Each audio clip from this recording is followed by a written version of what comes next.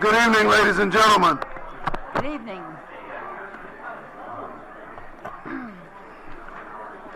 Welcome to the March 20th, 2019 business meeting of the Daytona Beach Community Redevelopment Agency, our CRA. We're delighted to have each of you with us this evening. I apologize for the delay, but there are some things that even city business must wait on. They are currently at Our Lady of Lourdes, where they are having a prayer vigil for the recent massacre that took place. And I want to ask that we would commence this meeting with a moment of silence.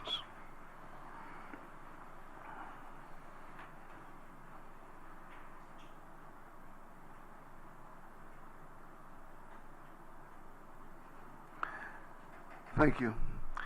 At this time, we would ask Ms. LaMagna to review the procedures for tonight's meeting.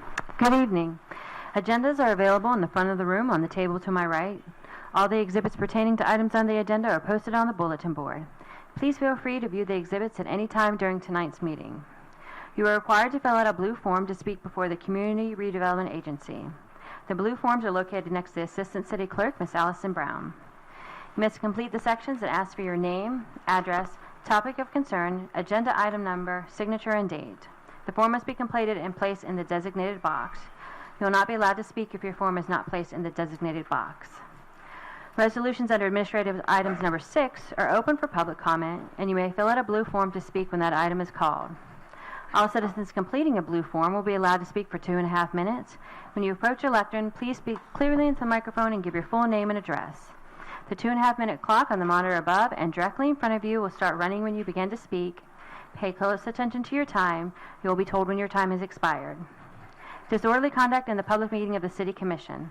Article 2, Section 6238 of the City Code of Ordinances reads as follows. It shall be unlawful for any person to behave in a riotous or disorderly manner in any public meeting of the City Commission, or any committee, agency, or board thereof, or to cause any unnecessary disturbances therein by force, shouting, or any other action calculated to disrupt such meeting, or to refuse to obey any ruling of the presiding officer or such meeting relative to the orderly process thereof. All conversation must take place either at the lectern or on the dais so that everyone can hear the business being discussed tonight. Ms. LaMagna, may we have a roll call? Commissioner Traeger? Here. Commissioner Delgado? Here. Commissioner May? Here. Commissioner Gilliland? Here. Commissioner Henry? Here. Commissioner Reed? Here. Mayor Derek L. Henry? Here. We'll now have the invocation led by Commissioner Reed, followed by the Pledge of Allegiance led by Commissioner Traeger.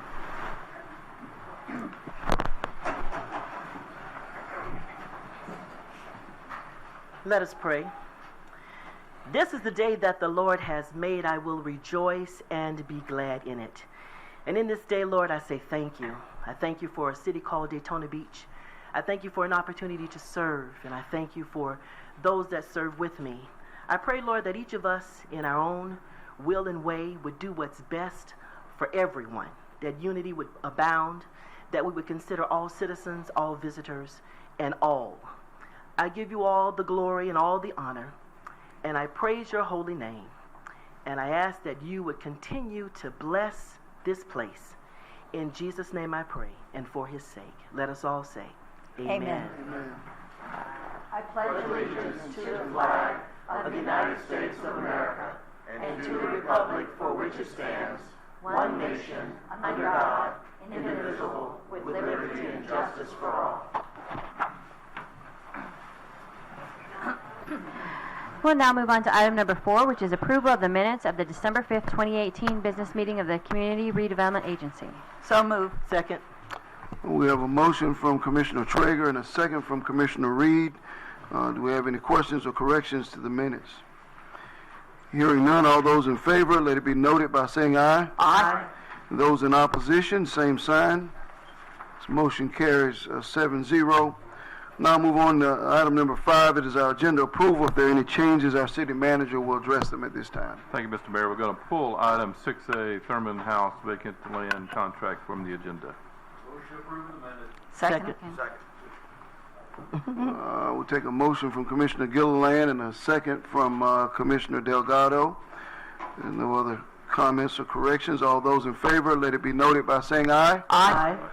Those in opposition, same sign. This motion carries 7-0. Okay, moving on to item number 6, which is our administrative items. We're going to move on to item 6B. This is the Development and Administrative Services Redevelopment Division, Riverfront Esplanade Development Maintenance and Lease Agreement. Resolution. A resolution of the City of Daytona Beach Community Redevelopment Agency approving an agreement between the City of Daytona Beach, the CRA, and Brown & Brown Riverfront Esplanade Foundation, Inc., providing for the foundation to redevelop, operate, and manage Riverfront Park, located west of the Halifax River and east of Beach Street, between Orange Avenue and Fairview Avenue, pursuant to a lease ending September 30th, 2068, subject to terms and conditions, including the Foundation's agreement to make improvements to the park having a minimum value of $15 million at Foundation's sole cost, and the City's CRA's agreement to provide the Foundation up to $800,000 in annual contributions to reimburse certain operating and maintenance costs incurred by the Foundation while the lease is in effect, authorizing the CRA Board Chair and the Secretary to execute the agreement and providing an effective date. Second. All right, we have a motion from Commissioner Gilliland and a second from Commissioner Traeger. Do we have one or two speakers? Just one or two. Do we Okay. want to take speakers first, or do you want to have a presentation first? Let's have the presentation first. Thank you very much, Mr. Mayor and Commissioners. It's a pleasure to be here. We've been working on this project now for, it seems like forever, but actually it was only June of last year. So, but I will say this, we have really enjoyed working with the city. We have enjoyed talking to the commissioners. We have enjoyed talking to people in the community, because this is a community effort. It is not an effort for a person or a group of people. It is, in my opinion, the opportunity to revitalize the downtown area of the city of Daytona Beach. Throughout the United States during the last, well, since the Second World War, every downtown area has been challenged by downhill because people are interested in going and living someplace else, and without revitalization, things for people to do, places for people to stay and live that are reasonable, and high-paying jobs created by that atmosphere. Without that, we have real problems. The city of Daytona Beach has an unusual geographic situation. Where else can you go in a downtown area and have a mile of park on one side, a business community, and on the other side, the Halifax River? Pretty unusual. So what I would suggest, Mr. Mayor, is I'd like for Jeremy Marquis, who is our architect, landscape architect, to give a 10-minute little presentation. It'll be similar to what you all have seen before. Then we'll answer any questions that might emanate from any member here. That's okay? Thank you, sir. Certainly. Mr. Mayor, Commissioners, glad to be here. I'm Jeremy Marquis, Latimer and Hallback. We are a landscape architecture and planning firm. We are allied with RS&H on this exciting project. I will keep it to 10 minutes, though certainly there's a lot of detail that we're certainly here to answer any or all questions. But this is the same presentation, in theory, it should be coming up. There we go. That you all saw in the workshop. Thank you all for your attendance and participation there. But I wanted to briefly just remind everyone what we looked at together on February 20th, and again, we're here to answer any questions. The first thing that we were challenged with by the Browns and by the Brown Riverfront Esplanade Foundation is to remember what Riverfront Park used to be like. It was a vibrant place, it was a destination, it was a draw. A magnet has been the term that's been used with the board members to, it used to be a magnet, let's make it a magnet again, to bring families downtown, to help revitalize and to play one of the parts in all of the real momentum that downtown and Beach Street's really starting to see.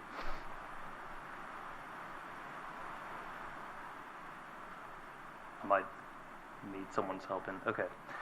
So the Riverfront Park today, certainly it is a very underutilized asset and community space for the city of Daytona Beach. There are some very important pieces along there, from Brownie the Town Dog to Sweetheart Trail, also the connections to Manatee Island, etc. We also realized that, yes, we're on the Halifax River, but we also have things called hurricanes that we need to be mindful of. So we're thinking about those environmental factors as we go through this, and the fact that we are going to be elevating certain areas of the park to make sure that we're dealing with storm surges. We went through a number of case studies with you all on February 20th. The point of all this is that communities are creating really fantastic park and community gathering spaces. And we looked at a number of these, but as you all may recall, there were two that we pulled out in particular. One is Cascades Park up in Tallahassee. This project opened up just recently, and they're really already seeing the private dollars that are coming in as a result of this. This is a new project that is about to go in right across the way from Cascades Park. We also looked at Curtis Hickson Waterfront, which is down in Tampa. The fact that you have almost 800 residential units that were spurred right around that waterfront park. We also looked at Lake Eola, and as you all may recall, my partner Fred Hallback presented the process that the city of Orlando went through and the revitalization that this fantastic project has created. It's very similar to the riverfront park, to the Esplanade that's before you, in that it's a mile of riverfront park that the city of Orlando, in this case, had invested. It's a fairly large park. If you look at the land area of 11 acres and the 40 acres, give or take, of the lake. But what I think is really fantastic is that for the $18.24 million of construction, that has resulted in $825 million worth of private investment. And this is within 2 blocks of Lake Eola. And so it was just a snapshot of some of the economic impact that this has created, with a wide promenade, allowing people to come up and to engage with the water. We also talked about the fact that there are maintenance costs involved with this, as well as full-time park staff. But it really comes down to reimagining the Esplanade, telling Daytona's story, both looking at the legacy of what Daytona is, and really also being forward-looking. So we want to create a timeless space, but also an exciting space that's looking ahead. So we looked at a number of different elements to bring people, to create that magnet, as we were discussing. The fact that there's going to be a plethora of wonderful uses and activities that will be knit into the park. And it really comes down to the landscape being the focus. We're going to have a series of spaces along there, from a formal botanical garden, big tree canopy, big trees that we're going to be bringing in, to creating recreation, public art opportunities, and a number of park amenities. And this was the plan that we had looked at together in February. It's really 3 different sections. The northernmost being the community gathering zone, where you see those event lawns that are flanking Manatee Island across the way. Then you have what we're calling the arrival or the gateway zone, which you all may recall had that wonderful dune overlook that we would sculpt on the backside of the News Journal building, along with Fountain Plaza right beside the International Speedway Boulevard Bridge. And then finally the botanical gardens and the family and garden zone. So that's where we're going to start. It's 4 different sections, from Rose Garden to a riparian garden, to a number of skipped over a couple, to then a hammock garden, and a palm garden. As we then move across the bridge, we now get to Fountain Plaza. This is where the Veterans Memorial currently is. We can either incorporate that into the plaza, or if the community decides to shift that, we still think that a plaza space there is important. And then on the back side, doing this wonderful land sculpting to create this prominent point that you can actually just go out there, lay out a blanket, and really enjoy looking out at the river. And then as you move further to the north, where McLeod-Bethune Boulevard comes and intersects with Beach Street, we would have another place to celebrate the story of Daytona with Bethune Plaza. And then as you continue further to the north, we have a final plaza, Manatee Plaza, which is where the Josie Rogers House is approximately in this location. We want to reintegrate the Josie Rogers House into the fabric of downtown, so you'll see that it shifts to the north so that its context is returned to how it should be. And then where the Rogers House currently sits would be a plaza space that leads out to Manatee Island, and then 2 large event lawns on either side. So with that, certainly we are here if there are any questions, comments, or concerns, and we're just thrilled to be involved and very excited for Daytona Beach and this opportunity. Okay. Does anyone have any questions, Commission? I have a question, please, sir, but it's not the city manager. Don't mind switching my Yeah. phone. We can't hear you. Can you hear me now? Yeah? Yes. Okay, fantastic. Good evening, Mr. Chisholm. It kind of relates to both of you. Mr. Chisholm can probably help me out. So in my zone, a lot of my constituents, both business and residents, have asked a question. They just would like a breakdown, if you don't mind, of the maintenance fee required to maintain the park. Is that something we can discuss briefly? You know, the maintenance of the park itself, the maintenance that we currently provide is a minimal maintenance, is a pretty static effort on the part of the city as it relates to the park that exists. How much is that, sir? That's about somewhere around $300,000. Okay. So the proposed maintenance effort on the part of the new park is to have an enhanced design and a activity area that's going to require substantial maintenance and continued replanting of the areas to keep it fresh during the seasons. Okay. And then where do we come up with the $500,000 shortfall, right? 358. Yeah, the CRA will, as a result of the Brown & Brown project, will generate approximately $600,000 a year in TIF funds. And so that's because they're building downtown. That's right. Okay. That's because they're investing downtown. Mm-hmm. So not only we've got $15 million for the park, there's a large, right around $50 million, $45 to $50 million project that they're building for the headquarters of Brown & Brown. Okay. Those funds would be available for this funding a portion of the cost associated. At the last meeting, did I hear anything about an endowment to help offset should that go up or down? So it fluctuates, right? The water rate fluctuates, the plant rate fluctuates. Is there anything that kind of protects that fluctuation? I don't know. I think the endowment may have something to do with that. Yes, Juanita, we have indicated that even though it is a reimbursable expense, that we want to have a park manager and an assistant. And and we think that the cost of those people, including FOAT, FIT, workers' compensation, unemployment compensation, the whole thing, is about $120,000 a year.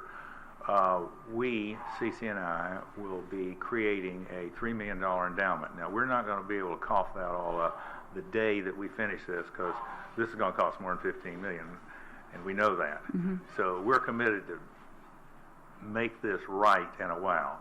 But here is the advantage of the fact that we would have a person and an assistant. We have to have someone who every day is in that park. Now, I can tell you that there is a municipality here locally that has a $1.8 million maintenance contract with a professional firm, and they have what is referred to by people at that city a dogger.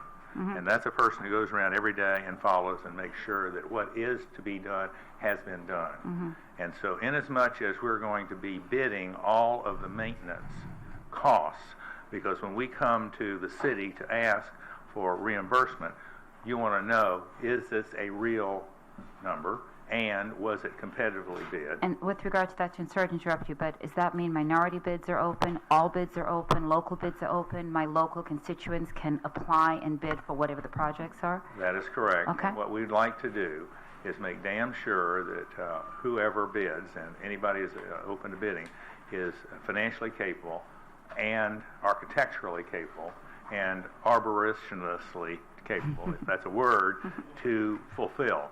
Because, for instance, there are things that, and I, a long time ago, was involved in doing some stuff as a little kid relative to hibiscus, and I learned a lot about hibiscus. There will be hibiscus in this park, but let me tell you something else that's happening.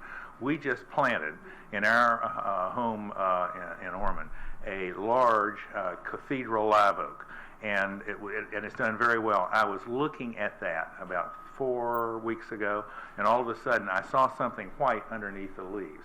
It's a mealybug disease, and it actually attacks generally citrus. And as a little boy, I knew about that. And so we did check, and in fact, that's what it was. And the way you fix that is you put a certain chemical in the ground, and it comes up, and the mealybug goes away. So today, there is more competition from the environment than you might expect to have a absolutely pristine park-like environment. So what we're going to be doing is everything that we can do to make sure that there is absolutely the best care for this park that can be acquired. And there are people here who know how to do that. I have one more question, sir. So this is a park that you are helping with, right? And Correct. we appreciate that. We have complete access to the park, so all my residents, all my business people, everyone has complete access. Absolutely. Are there gates? Are there any requirements? Are we going to be stopped from using a public facility, sir? Absolutely not. Here is the bottom line. We will, if you all see your way clear to approving this tonight, then we will go forward and we will hold public hearings to, number one, determine what the final design is going to be. Then before anything is done, we will come back to you all. You all have to approve it. That's in the contract. So then we have to have rules and regulations, and those rules and regulations would be approved by the city. And what has been suggested in other parks is that they close parks and open parks at certain times.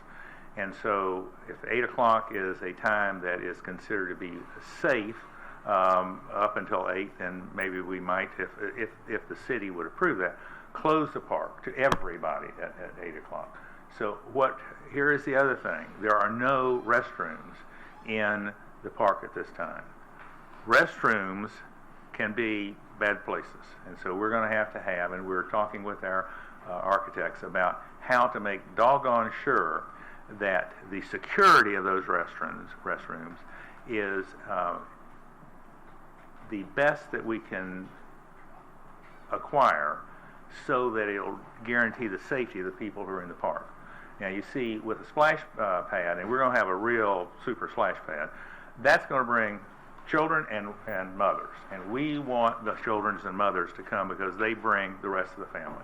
No fee, correct? We can just come, no fees. No, if you're, Right. you can get there. You can walk there. Yeah, I'm you're good. there. All right, thank you. I'd like to ask some questions. Yes, ma'am. Not so much of you, Hyatt. My first concern is, I've heard 3 different numbers in regards to how much money we spend on that park already. The first amount we heard was $200,000, and we heard that several times. When we went to the workshop, we heard $375,000. Tonight, I'm hearing we spend $300,000, and yet we're prepared to commit to 50 years of $800,000. I have some unreadiness, you all. It concerns me now. Don't get me wrong, but I believe in the project. I believe in CC and Hyatt Brown. I think it's going to be a beautiful something, but I also believe that I have a responsibility to our citizens when it comes to making a 50-year commitment of $800,000 a year. I really wish that just as you've created your board and have the annuity to cover the park manager and the park assistant, that we had some type of endowment or annuity that helped to cover our expenses. I've shared my concerns with the manager, even talked to him this evening before this meeting began, and I also spoke to Hyatt. I just would like to know how else can we do this? That's the concern of the citizens. In 50 years, I may or may not be here. I think I live a pretty good life, so I might be here. But I want to be proud of the decisions that I make. Sure. I think it's an excellent project. I'm just concerned about the commitment we're making on behalf of the citizens, and that's a whole lot of money for us not to even be spending at this point. And I understand it's CRA funds, but what you have to recognize is that those funds are going to stay right there in that park. Although I've been told that there will be more than enough CRA funds to still contribute to this CRA effort. but we have to be mindful of that as well. So the question is, you say, well, what's the question, Paula? The question is, how else can we generate the commitment that we're making, that $800,000, rather than just saying it's going to be from the TIF or from the what's generated from the other buildings that are coming? Is, I know your first conversation had something in there, but that wasn't readily accepted on how we could do that. Well, the logical approach, I think it was in 1982, we created the CRA and the redevelopment board so that we could redevelop those areas that were in need of redevelopment. And this is, there's 3 areas within the city it's been designated as the opportunity zone, which are areas that are encouraging the reinvestment of the private sector into those parts of the city to stir and create jobs and opportunity for the community. And that's exactly what this is. This is a $15 million project that is that's almost all public improvements of the highest class you can find in parks in the middle of your city. And they're not asking for us to do anything except pay for that operating cost associated with keeping it in that same condition. They're going beyond what you would find in most cases. They are creating an endowment to cover the cost of management and the overseeing that park. And so I think they've done an excellent job in presenting a project that meets the characteristics that would be necessarily required under a CRA project.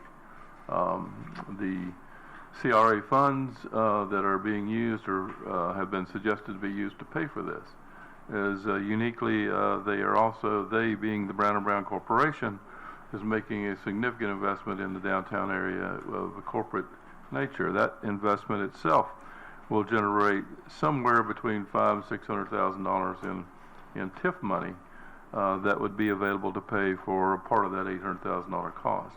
Now, that's just one project. I can tell you there are 2 other projects that I'm working with right now that are in the downtown area that will quite likely move forward to construction and generate additional revenue funds that will equal or exceed what is being proposed to be generated by the headquarters of Brown & Brown.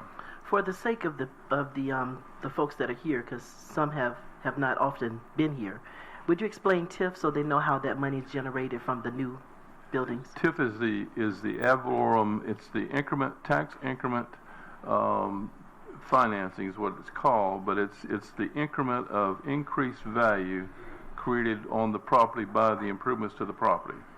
And in other words, it's property tax associated with it. Now, in the case of a CRA, it is city taxes, county taxes, and any district taxes that are available through that district. They all come in as a part of that TIF package. Could I interrupt for one moment? I believe that there will be additional TIF money coming in this coming year because the property is on the tax rolls now, because we bought the property. We bought other pieces of property that are adjacent to and concurrent with. So those, in fact, will generate some TIF money. I don't know exactly how much. Mm-hmm. But you see, the only other way to do this, Paula, if the city was willing to put up $20 million in an endowment, 4% of $20 million is $800,000 a year. I don't think that's something that you want to do. And so the bottom line is, what we're doing is we're willing to put our ass on the line to bring back the downtown Daytona. And so the situation is that here's something that you all don't quite recognize. Not only are we doing this, but then there is going to be the management responsibility, because you have myself and Cece, Glenn Ritchie, who could not be here tonight because he's in an Embry-Riddle board meeting, Emery, who you know, and of course our own star right here, Kelly. And so all of those people, and the nice thing is we have a very young person here, 2 of them, who will be around for a long time. Who can never move. And so the bottom line is that I'm 80, I'll be 82 in July, and I'm going to live at least 15 years. So I'm going to be here too. Now, will I be able to figure it out then? I'm not sure. So in any event, what we're trying to do is create an impetus to what is already happening. And here's the thing that people don't understand. If there is no investment, nothing happens. Nothing happens. And be it private or public, that's what benefits everyone. And let me tell you something. City of Daytona Beach, the median household income, $28,000. The lowest by far in this county. Now, I venture to say, don't have the statistics, if you went back to 1946, it would probably be the highest. Now, that was right after the Second World War. We had lots of things going on. And since that time, it's sort of been slowly downhill. This, I think, along with other things that Jim is aware of, is going to be a real opportunity. And don't ever forget, when the tide rises, the economic tide rises, all boats float. Everybody's vote. And so that's why this is going to create some jobs, not a lot of jobs, but if it brings other businesses downtown, and they're going to be higher paying businesses, that makes all of our economy even better. So the more I talk about it, of course, I'm taking up your time, and I know you got other things to do. Do you have additional questions, or? No, Yes. it's just the operating costs that concern me. Okay. Ms. Traeger? Well, emotionally, I'm very, very, very much in favor of this revitalization of the Riverfront Park. And I absolutely thank you and Cece and applaud your vision in making this. Right. But I'm also a very practical person, and I've had a lot of phone calls and some emails, but mostly a lot of phone calls on people who are worried about it. And I reached out to you, and I reached out to Jim Chisholm, and I got a lot of answers. But I would like if you could help some of the people who did not hear me ask those questions, got Sure. their answers. Sure. You told us what TIF is. Now, if I understand right, if these buildings and businesses are not built, there will be no TIF money. That is correct. Correct. Okay. And what would happen if times turn bad? Well, there would be a downturn, but you're still going to have the investment in the community that's here. And so you are always going to have ups and downs. And over a long period of time, every 10 years is what we look at as a horizon. And so here's the one thing that no one talks about. In this contract, suppose that the TIF money wasn't available and there wasn't money available in the budget. What happens? You could say no. Yeah. That was one of the questions. You could say no. And it's in the contract. See, I'm so glad you explained that to the rest Yeah. of all of us. Now, we don't want that to happen, but No. by golly, that is the safeguard that the city has. I think it's a beautiful project. I hope it comes to fruition. I have been told by competent authorities that this is going to be a catalyst, not only for the Beach Street, but also for other areas of the city that are now being looked at that would Right. not be for your project and this thing. That is correct. And I just want to allay the fears of the people, because so many of them are on fixed incomes, and they figure, what is this going to do?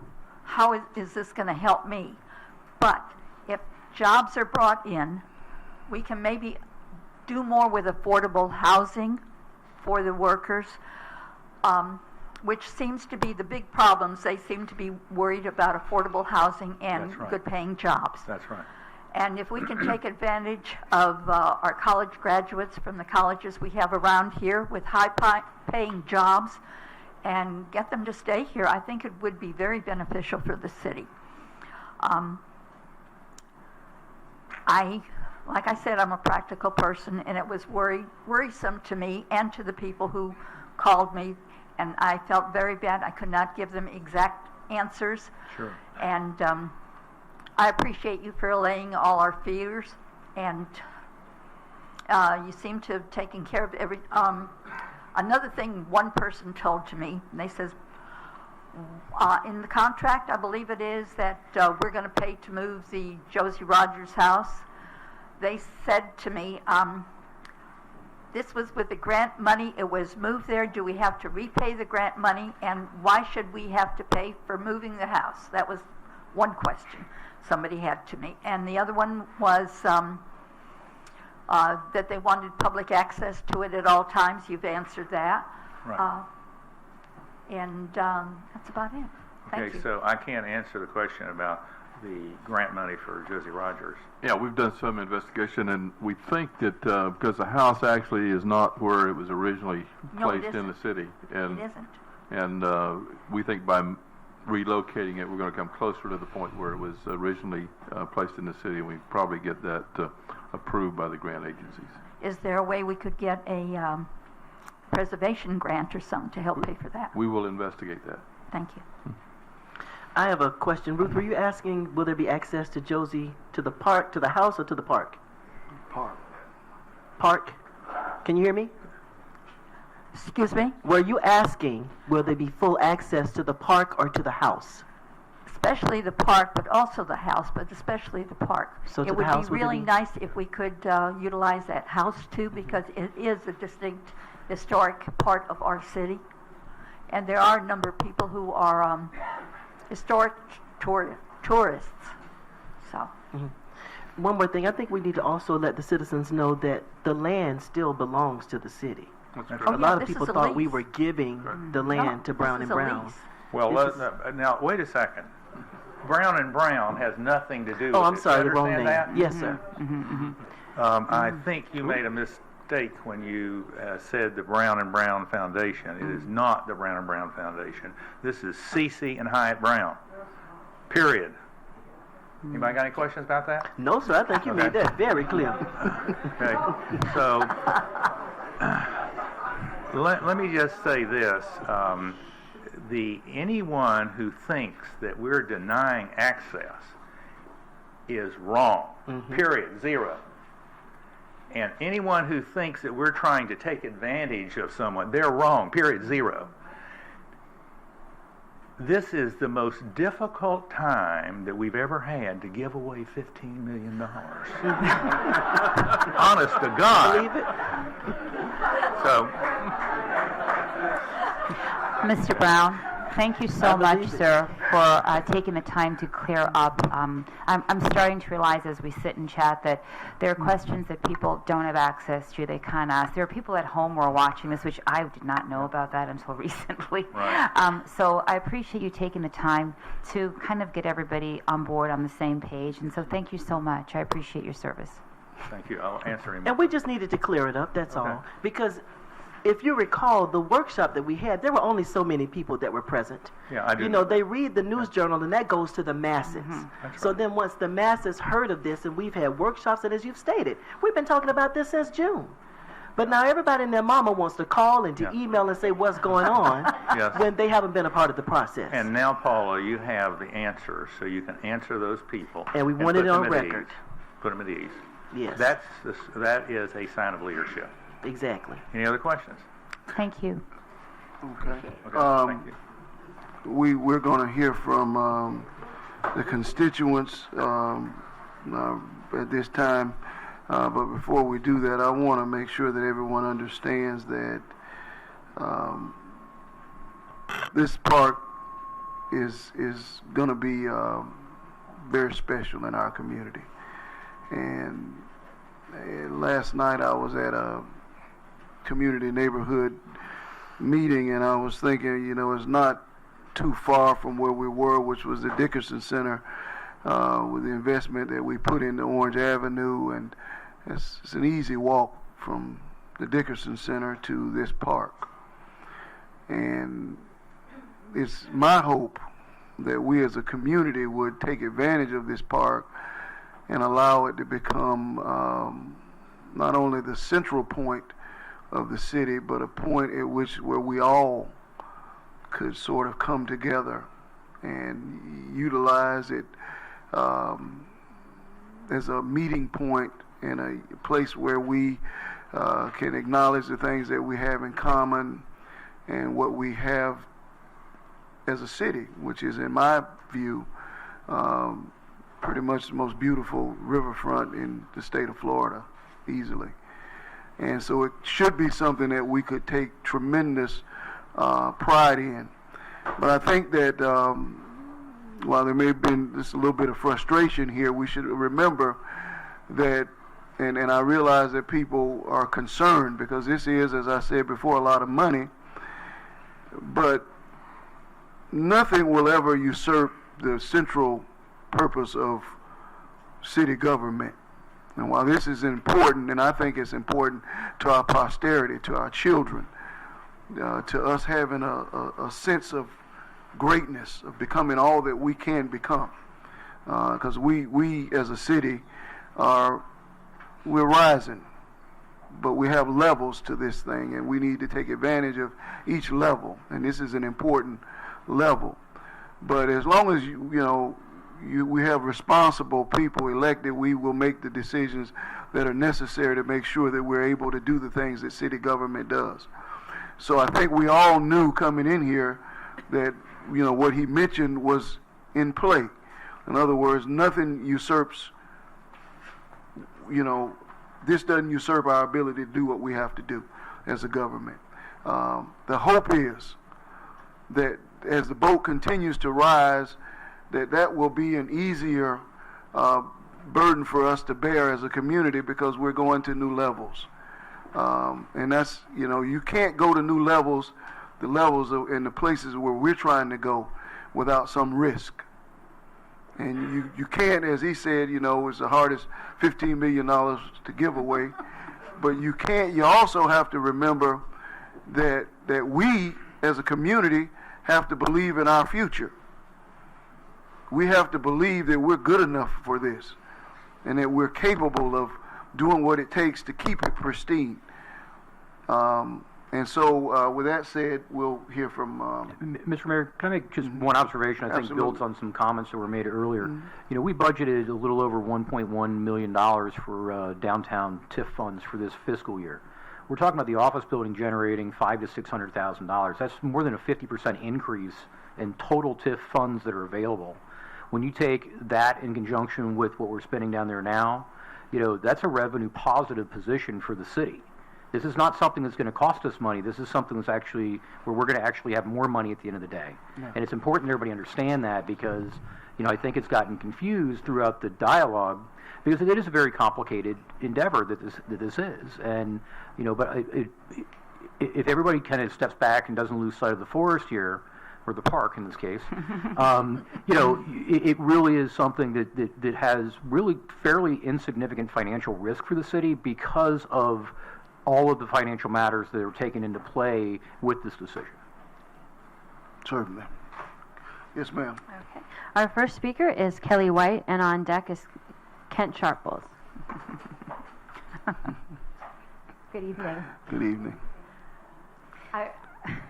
I told Letitia when I came, I was so excited to, see you all, and I feel like I've been living in mom jeans and yoga pants. I got to get dressed up, put makeup on, come here. So I just wanted to obviously say I support this. And in preparing some comments, it was impossible for me to approach this in any other manner as I would have if I was sitting up here with you. And as much as I'm a private citizen now and have been invited to be a director on this board, I still see this globally as an issue that I would ask the same questions. Is it good for not just downtown, but is it good for the entire city? Is this responsible? All the questions that you all have asked would be the same questions I would be asking either publicly or privately. So I appreciate the time that you've put into this. My first real interaction with Riverfront Park was back in 2004, 2005 when I moved back here with Jack living downtown, and it was during the charrettes. We had all those charrettes. And so this Riverfront Master Plan idea is not new. And at that time, we were told it was going to cost $80 million. And So I got elected. I thought, okay, let's do the riverfront. Well, there's no money. And at that time, there was really not a lot of money to maintain it either. And that's probably why we've gotten these low budget amounts. We really should be spending more to maintain it even now. We just haven't had it because we've been in a pretty bad recession, depression. So I think we're at a really great time where now all of a sudden someone's shown up and said, we'll give you the capital. We just need you to provide a level of maintenance that is comparable to other great urban parks. That's it. And we'll also create an additional endowment to make sure that this thing is loved and managed and really cared for decades to come. So I just wanted to, one, come say hello and encourage you, and also let you know that I support this as a private citizen, and I think the due diligence that you're doing will hopefully lead you to do the same. Thank you. Thank you, Ms. White. Our next speaker is Kent Sharples, and on deck is Russell Holloway.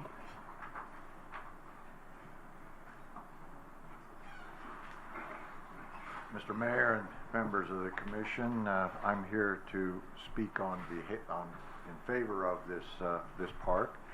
My name is Kent Sharples. I live at 4840 South Peninsula. I work on Below Road. I'm also a member of the Downtown Redevelopment Board. And as many of you know, I've labored in the vineyards of higher education for most of my life. I am now laboring in the vineyards of job creation. Some people call it economic development. I call it job creation. Think what could happen if we could raise the median income that Hyatt talked about from $28,000 a year to say $38,000 a year. We wouldn't even be worried about some of the concerns about TIF money. And I can tell you in my role in economic development that much of that world is in the secret. And I've had some conversation with some members of the commission. And all of you are aware of the fact that, for example, B. Brown is in town. While it may not be in the downtown area, we have just taken 26 acres off of the public record so that it is now on the ad valorem tax rolls. That's the 26 acres that is was owned by the school district. On that site, there'll be another $150 million that will be expended that will create another 100 jobs. And some of you are wondering why it's taken so long over on Mason Avenue. You know that stuff that they make over there? It's called saline solution. You go into the hospital, they hang it on that little tree next to your bed. That stuff has to all be approved by the FDA, and it's like making a really good wine. It has to age a little bit so that they're sure when they put it on that tree next to you, it doesn't have any little things in it. So it is taking longer. We're in constant contact. Jim Chisholm and the city have been extremely helpful. We're aware of other things that are going on. I'm sure Jim pointed to two of those that I'm aware of. Again, I can't tell you who they are. There is a big announcement that's coming next week. Again, not downtown, but certainly having an impact on ad valorem tax. Folks, we are on the brink of moving forward. This city is moving more aggressively forward than I've seen it in the last 20 years.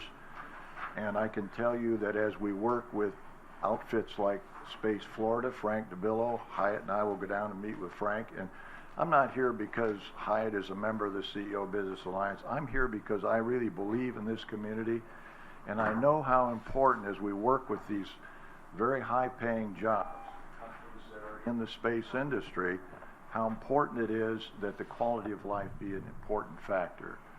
So Mr. Brown is an excellent insurance agent. He has his life pretty well laid out on some actuarial tables out there. I've still got a few years to go too, I hope, but I'm hoping I'll see it as well. So anyway, thank you very much. Thank you. Thank you, sir.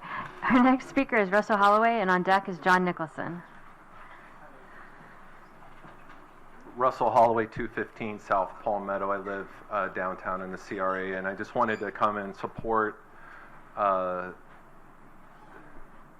park and the direction that it's going. On a very personal level, I'm the director of Open Doors Counseling Network, and we operate Daytona Beach Counseling Center, which is downtown. And on a very personal level, I think what the impact is on the business. And the first thing that comes to mind, it becomes much easier to recruit more and better employees to the downtown. And it also makes it easier to draw clients to the downtown. So that's something I'm very excited about, having the park and the general direction of the downtown as well. Also, I look at, as a family guy. I have 2 children, my family. We moved down here in 2016. We brought our first office downtown in late 2012, early 2013. We loved it so much, and we saw the direction as something positive that we built a home downtown. And so the parks are sacred spaces, and they're places where we create memories, and they're also places where we go to remember. And I think everyone here can think of a time in their life when something beautiful in their life happened, or they have a beautiful memory that took place in a park. And so I think that is part of the beauty of what's happening with the park, and my family definitely looks forward to enjoying it with our friends and our community people. He can have my time. Thank you. Thank you. Our next speaker is John Nicholson, and on deck is Al Smith.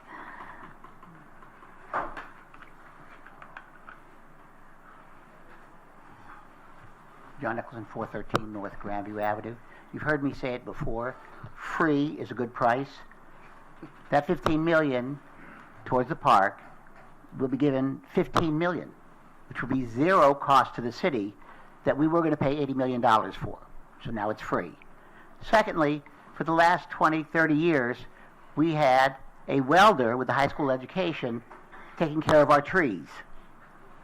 We will have 2 free employees who know what they're doing, who will maintain this park. Free is a good price. All right?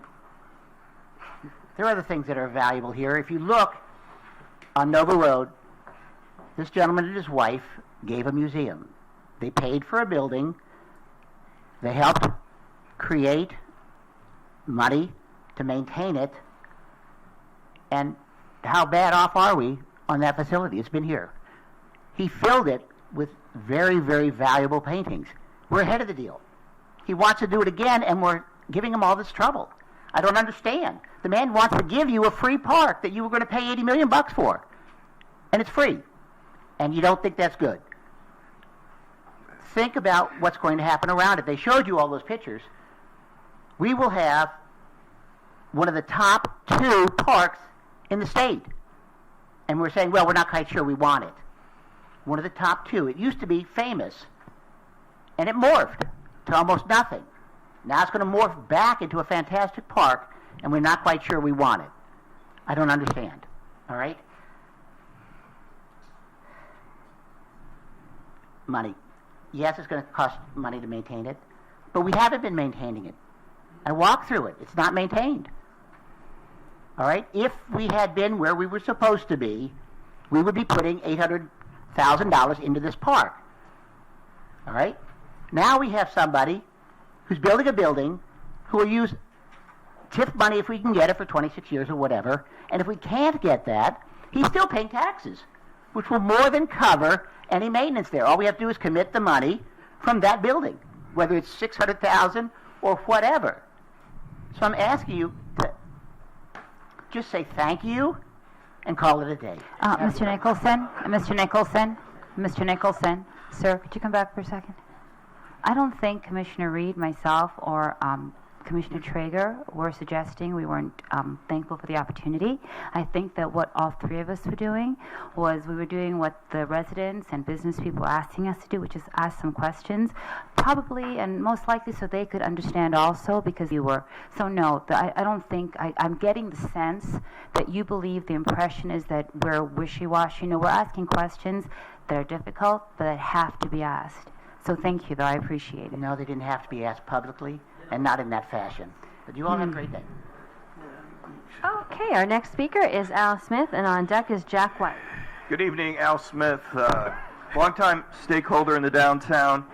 I have to take you outside a little bit, because I've been trying ever since I got to meet with Hyatt CC, and they said, "Hey, you understand? I chaired the Riverfront Master Plan and the park, and like." We were thinking $2 million, maybe $4 million, and when they told me $15 million, I'm still trying to wrap my head around it too. So I think that's something a lot of people that I talk to have similar questions that you're asking. So I don't think too much from that. I think it's just this is going to change things in a way. I grew up.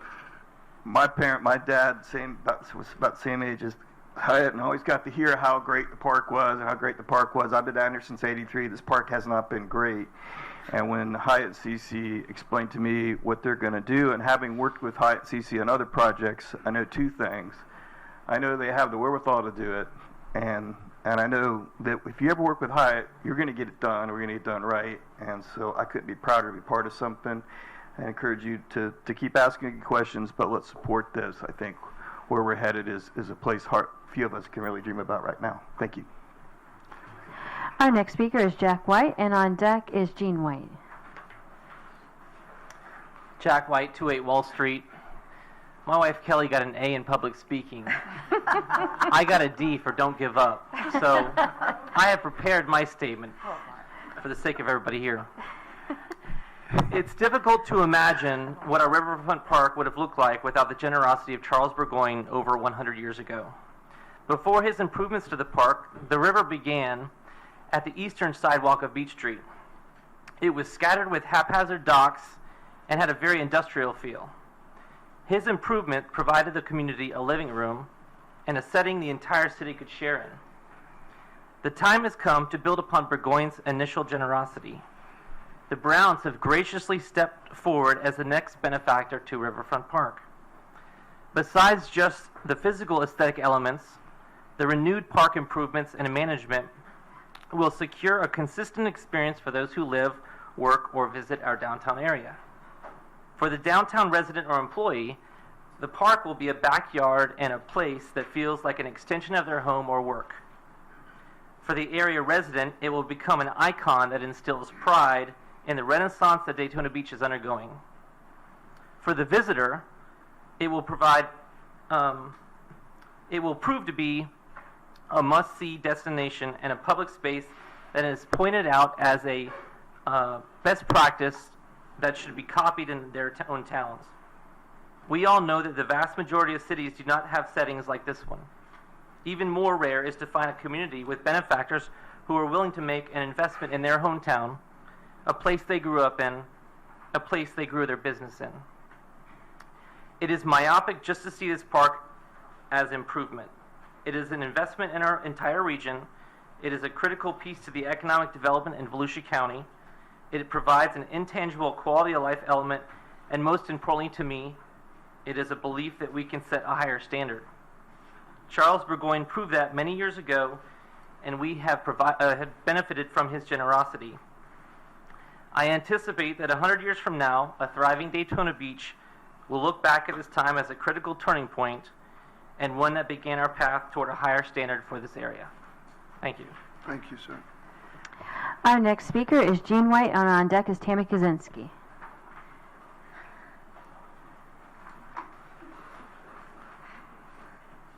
Hello. In 1955, my father, O.L. Jack White, looked up and down the east coast of Florida for a place he could live and grow his businesses. He found Daytona, bought a motel, bought a few more after that, but he loved Daytona, and he wanted to try to make it one of the best places in Florida or anywhere. He spent a lot of money on the beach. He spent a lot of money off the beach. He even tried to compete with Disney World in Orlando, which was a big mistake. But he wanted to do all this stuff to help Daytona. He wanted your job for a while. You weren't around, but this was before your time. He did the Chamber of Commerce. He did just about everything. But I know he is very excited and proud of what's happening here. And he would be 1,000,000%. He was always very optimistic. 1,000,000% for it. And we thank you very much. Thank you. Our next speaker is Tammy Kaczynski, and on deck is Jim O'Shaughnessy.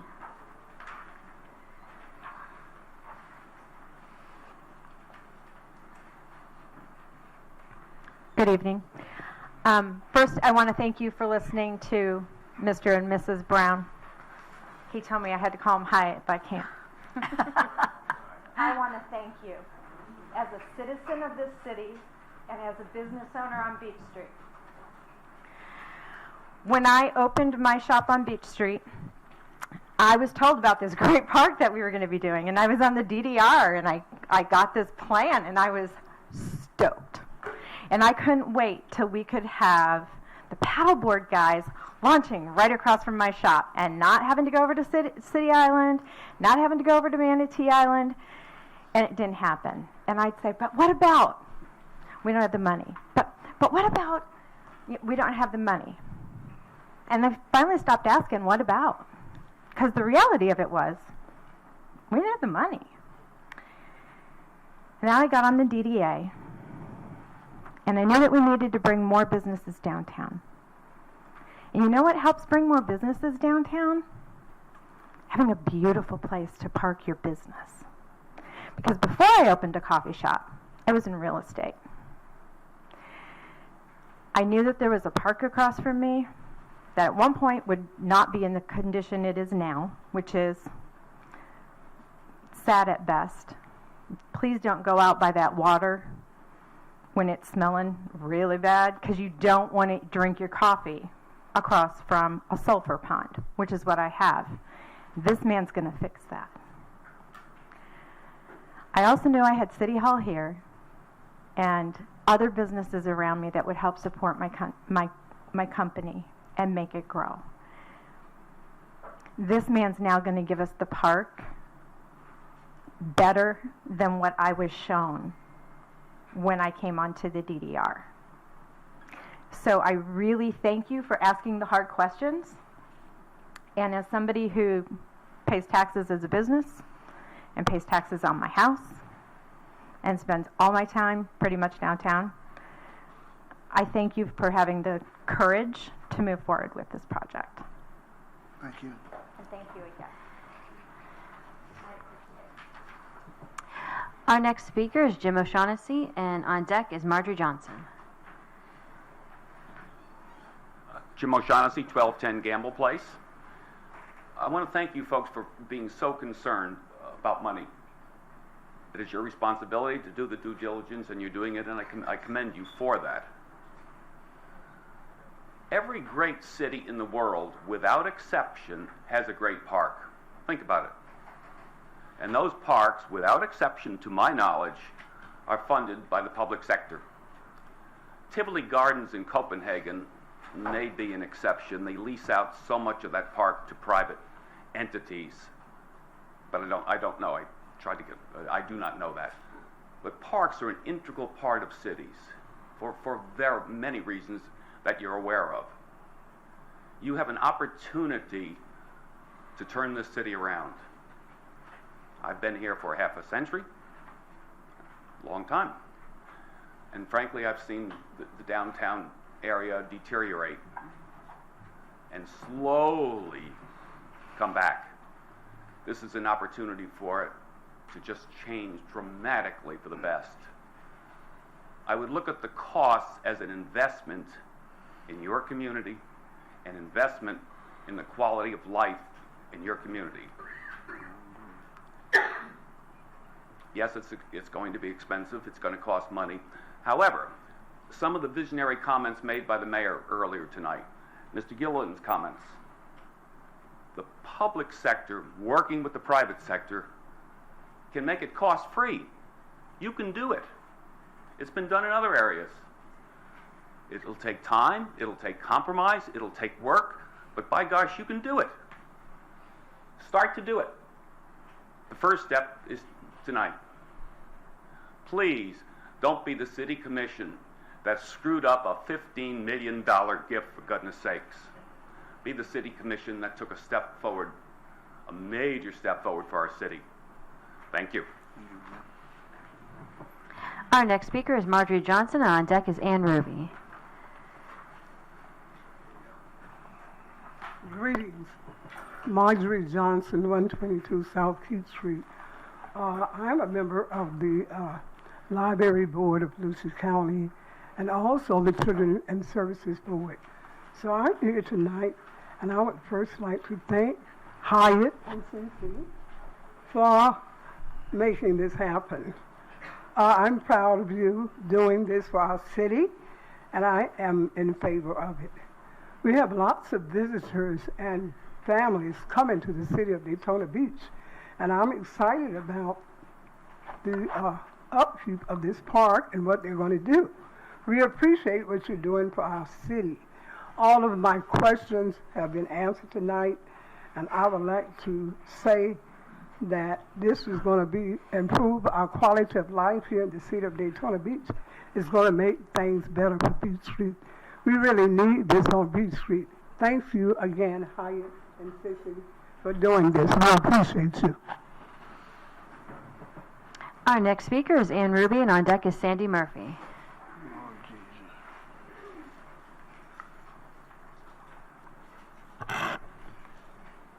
Ann Ruby, 137 Park Avenue. I kind of want to piggyback off what Paula was saying, in that there has not been a clear delineation of what has actually been spent to maintain this park. I don't know if any of you have seen that. I certainly haven't been able to get those numbers. And without knowing what we're spending today, it's hard to know what we can commit to in the future. So I really wish that you would get accurate information rather than 3 odd numbers before you make this decision. I'd also like to see the CRAs get reviewed. We have spent hundreds of millions of dollars in our CRAs over the years, and we have very little to show for it. And some of the things one of the things that was going to help our CRAs was the TIF money from the new Brown & Brown headquarters that would allow investments in our CRAs. Now that money is all going to be spent on the park, and my concern is that the residents are going to be living on the crumbs that are left over. And the other thing to think about, and I don't know that I have the statistic exactly right, 80%, I believe, of the businesses in Volusia County have 9 employees or less. So the small businessman is the one who is going to revitalize our community. And they may not have the highest paying jobs, but they will create a lot of jobs. And those are the exact people who will benefit from a very good CRA department. And that is not something we have right now. We don't have adequate CRA supervision. We don't invest our money wisely. And it is not clear to me that extending our CRAs for 30 more years is a responsible decision. So I'm not against this park. I'm against the way it's being funded for maintenance. I don't think it's serving our citizens well, and I don't think you have enough information to make a clear decision. Our next speaker is Sandy Murphy, and on deck is James Milton Hunt.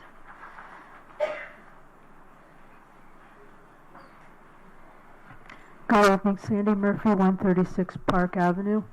The offer that is before us is a tremendously generous offer, and the vision is a beautiful one. But when questions are made about finances and the answers are not specific, I get concerned. I'd like to thank Paula in particular for bringing up the detail about the numbers we've been given that are inconsistent and vague. Some of you might remember that when we talked about MLK Lofts, she was also the only one that ever questioned that. And those of us who spoke against it because of the financial obligations it entailed were poo-pooed and described as negative people. No, we were really just concerned about making sure that we didn't get in over our heads. And I think that's the concern here. Remember the Ocean Walk, where $1.5 million of the $2.5 million that comes into that CRA annually goes to debt service. That's money that's not being spent on other things in the CRA, and as a matter of fact, there's an argument that it helps promote the stagnation of Main Street because that money is directed to something that is not included making any change in that area for the residents. You know, why not have an agreement that upfront limits what the city's contribution is based on the actual increase for, say, the Brown & Brown headquarters and some other designated area in there, so that our obligation never exceeds the amount that we're getting in the tax increase. It would be nice to be able to mitigate our risk and yet contribute as much as we can when we have the funds to do so. You know, you have to remember again that when the infrastructure When the funds were given for infrastructure surrounding the Brown and Brown headquarters, the discussion at that time was that we would see that money come back through the TIF. Now this is money that's all being designated for one thing. So it's not coming back for the general benefit of that community. Now, there are, you know that 28% of our community lives in poverty. 31% of our community doesn't even have high school degrees. This needs to benefit them too. Our next speaker is James Milton Hunt, and on deck is Jim Cameron.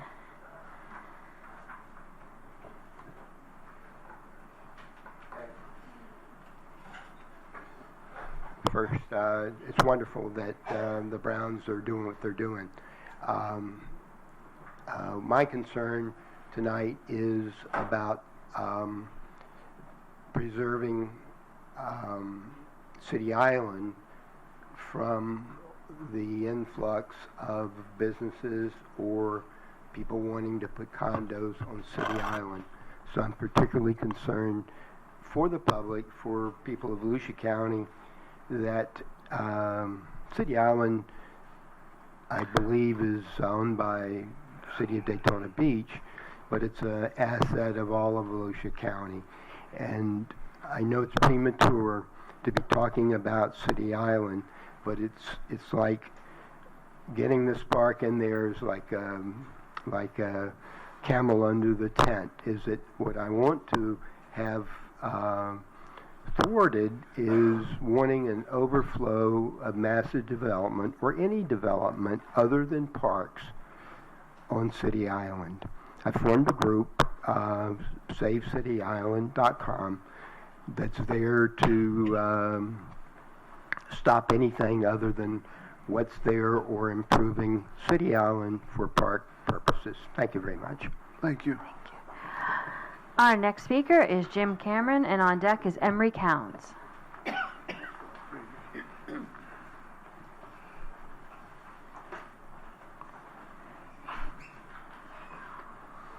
Good evening. I'm Jim Cameron, Senior Vice President, Government Relations, Daytona Regional Chamber.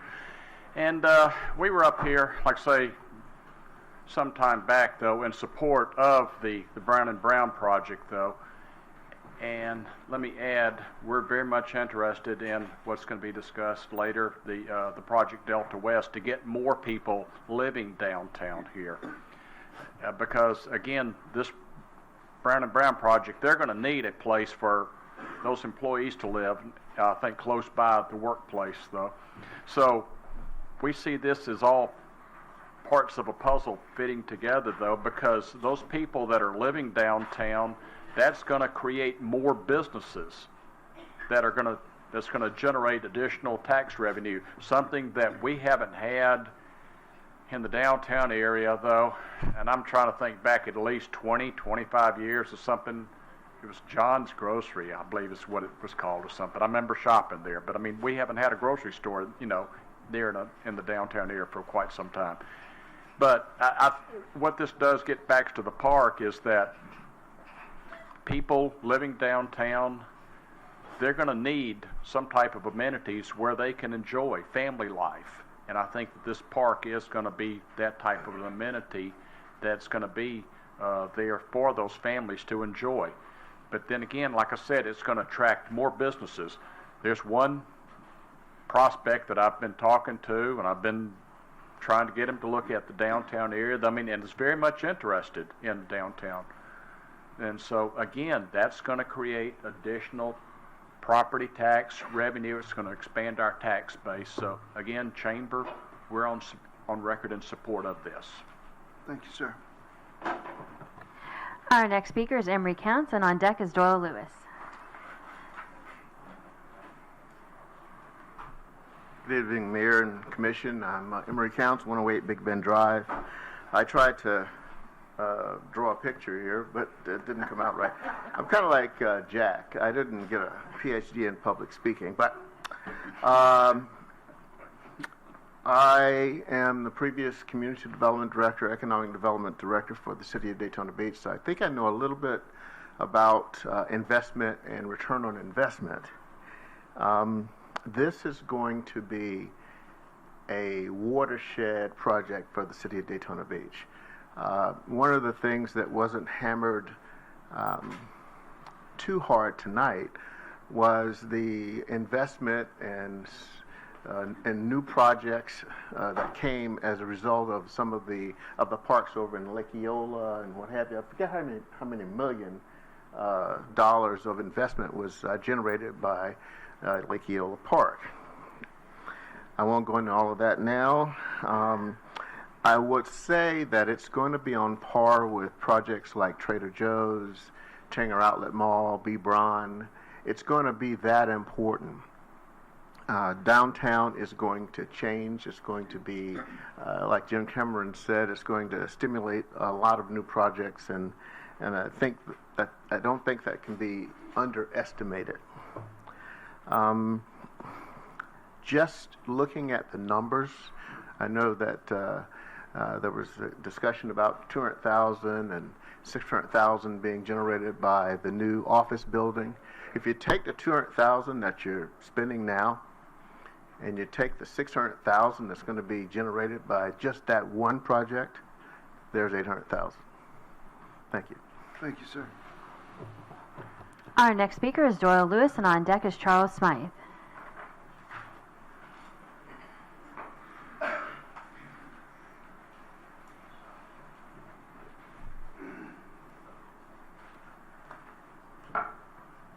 Good evening, Commission, Mayor, hello there, City Manager.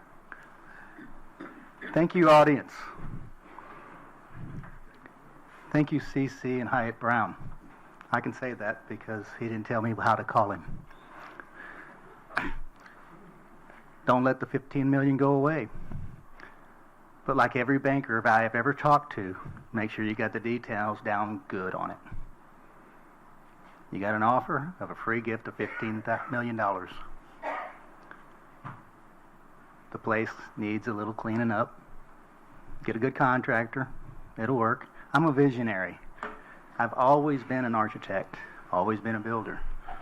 Everywhere I go, I speak on how to keep the community new and vibrant with colors. I grew up on a farm. It was full of color. Lots of wild animals. Different types were there than here, though. So this is a major gift that Daytona Beach just needs to make sure that all the bankers in the world knows. We need to know the numbers. That way, Daytona Beach can definitely have an income out of this instead of a default. This is going to bring so many extra people to the area. We need to protect City Island from the condos. This is a project that, to me, looks a little bit like what the Riverwalk in San Antonio, Texas went through for years. But it's a different type of project. Now, back in the 50s and 60s, Disney went through the same processes. He had to move 2 or 3 times before they actually let him build where he built. And look what happened there. You got to be a visionary. The worst thing you can do with a gift that somebody's trying to give you is worry what's going to happen tomorrow with that $15 million, because it'll walk away to another project. Thank you. Our next speaker is Charles Smythe, and on deck is James Newman.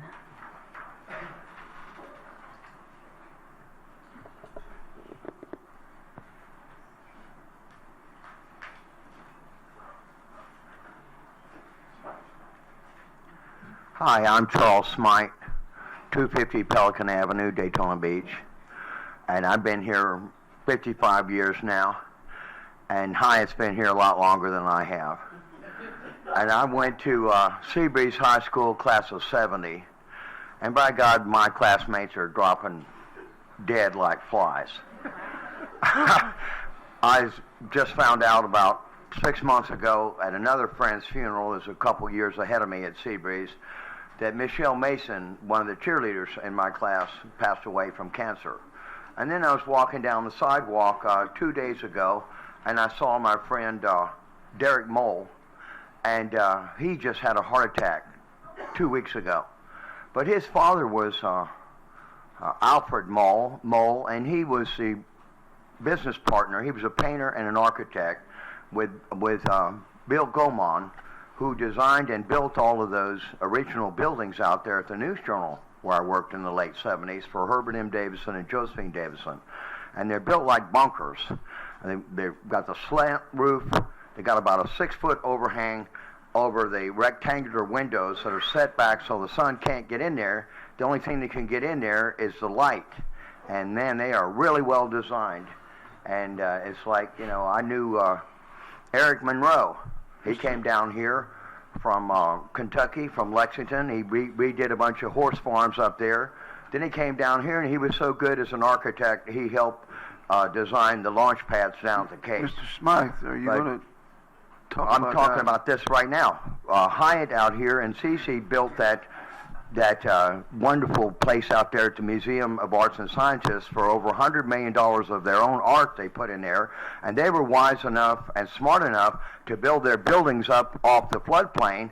So a couple years ago, when the whole library out there, the museum rather, flooded out, their building didn't flood out.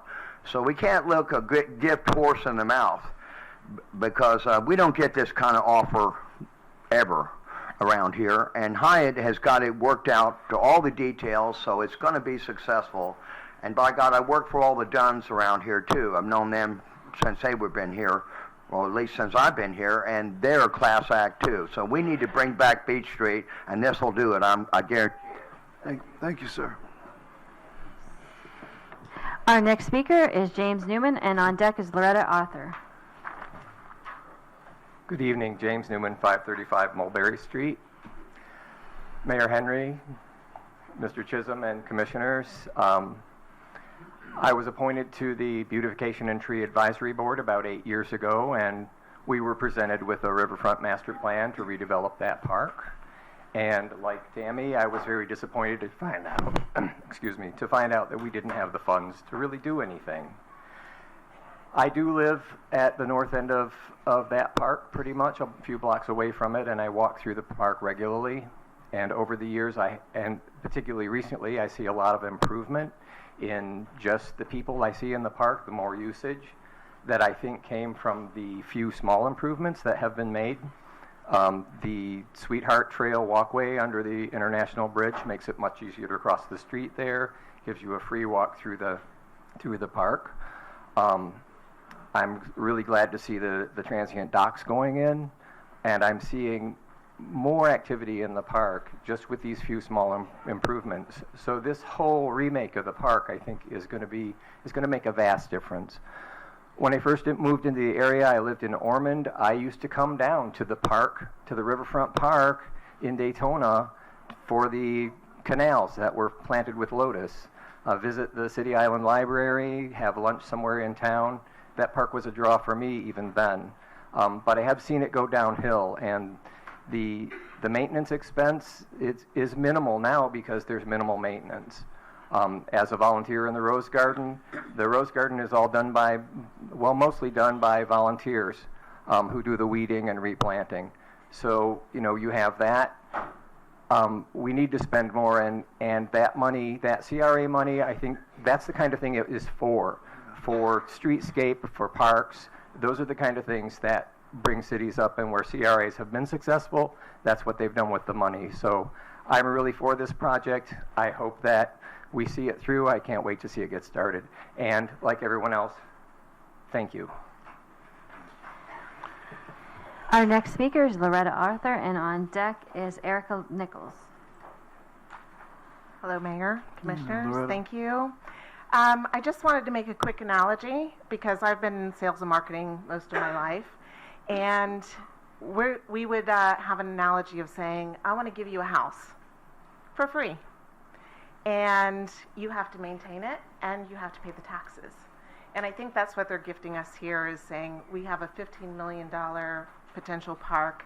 Just maintain it to that level. And so I think we should be grateful and honored for the gift. And so The other part of that is my heart. I believe that having our waterfront is our lifeline and our beauty of our area, and bringing our community and making it a place that's safe and brings all of our community together is going to unite us even more.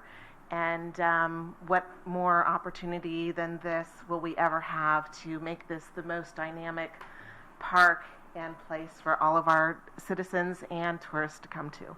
Thank you. Thank you. Our next speaker is Erica Nichols, and on deck is Cherise Doyley. Good afternoon or evening. It's Kara Nichols. I am concerned in regards to the cost of maintenance. I'm also concerned in regards to the maintenance cost that we're paying now. If we're not keeping it up as a city, who is being held accountable for the city works not keeping it up? What about our security in regards to the maintenance or the security that we're going to have once this project, if the project does proceed? Are we going to have security that's going to be involved? My children and I frequently go to this park and walk around. So I do see the issues that people are saying. They're just trash. We have a lot of homeless, a lot of pedestrians that are just there. So that's my concern. 50 years, that's $40 million. That's the bottom line. That's without the here, oh, we might need an extra. So have we taken that into consideration as well? Thank you. Okay, and our final speaker tonight is Cherise Doyley.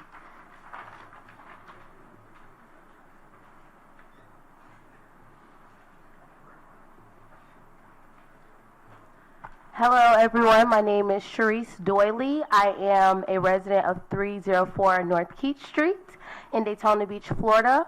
I am also joining the Midtown Redevelopment Board, and I am basically speaking on behalf of the Midtown community as a lifelong resident of Daytona Beach. I am against this project, as Ms. Nichols just stated. When you do the math, free does not equate to $40 million. So when we look at $800,000 per year for 49 years, that's $40 million. That's not free. And when we talk about the looks of Beach Street and in regards to people not being able to live, if you drive down Mary McLeod Bethune, that is actually being not able to live, not having what we need, the resources that we need. So if we're going to talk about the good of Daytona Beach as a whole, these funds that we're allocating to this project can be used better for somewhere else. As the Community Redevelopment Agency, is for us to recognize that everything is not about your personal area. It's about, if we have a broken leg and a gunshot wound to the heart, are we going to worry about the broken leg or the gunshot wound? Because when you drive down Beach Street, it looks beautiful to me. The buildings are open, the businesses are bustling, they have traffic. But when you drive in my neighborhood, you can't drive down the street without almost tearing up your car. And 60% of the buildings, 70% of the buildings, 80% of the buildings are abandoned. So if we're going to do a $40 million project, let's think about who all this is affecting and who this is really going to benefit. Because I don't think that it's going to benefit my side of the railroad tracks in Midtown. So that is what I had to say. Thank you all for listening. Thank you. That was our final speaker for tonight, Mr. Mayor. Okay. We have heard from a number of speakers, and the applicant or the gift giver is either way you want to look at it. Does anyone else have any other comments tonight? If I could just make one correction to that final speaker. We got into this. Your mic, is your mic on? Hey guys, can you turn my mic up, please? Is that up? It's on. There you go. Okay, thank you guys.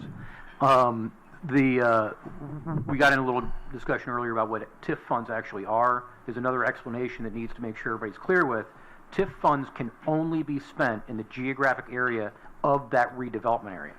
So when we talk about spending that money downtown, that money can never be spent in Midtown. So it's very important people realize we're not taking something from an area or taking an area that has great need that we all have admitted and spent an enormous amount of money and effort in. We're not doing something where we are diverting funds that could have been used there for this project. This is something completely different than that. Mm-hmm. So it's important everybody that understand that as we move forward. Yeah, I think that's a good point. Mr. Mayor, Matt? Yes, sir. I mean, this is by far the most interest anyone's ever shown in one of our CRA meetings in the 2 years that I've been on the commission. And I think it's very important that we recognize that to receive the benefit that we're going to receive from this contribution, we have to really be very careful on our CRA expenditures going forward. We have to really focus on it and pay a lot more attention. It can't just be something that we gloss over because we're undertaking a substantial commitment. And we're going to also have to come back in several years and, well, soon and ask for an extension or lobby for an extension of our CRA. So we need to really, as a commission and as a community, focus a lot on the activities in our CRA, make sure that the people that manage it for us are doing so well, that there's transparency, accountability, and that we really look into that, because this is probably one of the single largest line item increases in the CRA in recent years. Is that about right? Yeah. So, this is it's a significant undertaking, it's an important undertaking, but it just, to me, calls for us to really double down and pay very careful attention to the actions of the CRA, to our budget, and how we're managing the money that we do have so that we have the funds available every quarter to make our obligation. And also that when we come time to lobby for an extension of the CRA, that there's evidence to support that we've been good stewards of the money and that we can win that battle, because it will be a bit of a battle to convince the county to extend our CRA. So, thank you. I'd like to piggyback on what Commissioner Delgado just said, and also what the citizen Anna Ruby said. I'd like to see a review of our CRAs. Ms. Doyley, Midtown is a CRA itself, but we need to be able to generate some money in that area. And Hyatt and Cece, if y'all got some spare money, we'll take some money in Midtown. But the other thing I'd like to say is, with so much going on downtown, we don't want to happen in the Beach Street area what happened on Orange Avenue. We want to make sure those business owners still have access to their businesses while this development is going on, because we're talking about redoing the street too, remember? So, and we got now this apartment complex is coming where the old church was, and the things that we haven't been told that have been mentioned this evening. So there's going to be a lot going on down there. You have people that live there, you have the business owners, and there was such a great loss for those on Orange Avenue, because we planned, but when you fail to plan, you plan to fail. And we didn't know some of the things we were going to run into, like wooden pipes, and what have you. And although we planned to go in increments, that process even changed. So we want to make sure that we're considerate of those who make a living on that street as we tear the street up, tear the park up, that there's still access to for them. Okay. Are there any other comments? I think this is a beautiful project, and I thank you all. Okay. There are no other comments. We want to give this man an opportunity to start spending his money. We have a motion. We have a second. All those in favor, let it be noted by saying aye. Aye. Aye. Those opposed, same sign. The motion carries 7-0. This man and this woman, this couple, who are appreciated. Sir. Yeah. Yep. I Yes. know that this is something you all have been laboring over, and so have we. And here is what you don't quite understand. Half of this is Cece, and maybe a little more than that, because you see, she's the person who's into all the details. She's the one that is going to come and say, uh-oh, something's wrong. Chinch bugs are in the grass up across from what used to be Dunn Brothers. That's the kind of thing. So this is a team effort, and it's not just us. It includes Glenn and Kelly and Emery, and so thank you very much for that vote. That's excellent. Thank you. All right, we're going to adjourn this meeting at this time, and we will reconvene with our regularly scheduled City Commission meeting in about 10 minutes. Thank you.